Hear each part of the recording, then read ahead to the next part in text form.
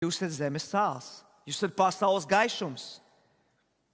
Bet ne tikai šeit, bet arī tur ārpusē pie bezdieviem, pie atkritējiem, pie neticīgajiem, pie tiem, kas nepiedar pie draudzes, lai viņi redzētu tavu dzīvo ticību. Lai viņi redzētu, ka tev ir cerība, ka pie taviem sāniem ir koferīts, čemodāns, es tēlaini to saku.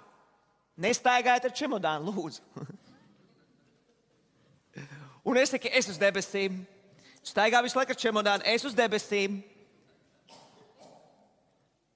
Tā ir tava ticība. Tā ir tava ticība, kurai jābūt aktīvai, dzīvai, redzamai,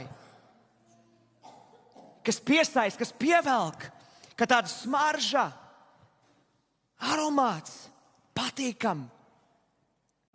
Kristietība nav teātris.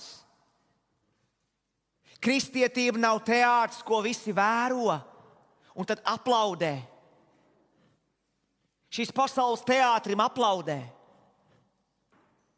Bet kristietība, tava ticība, Kristum nav teātris. Te ir jābūt dzīvai, patiesai liecībai par kungu Jēzu Kristu. Tavu personīgo dzīvi, kas ir izmainīta, kas ir pārveidota.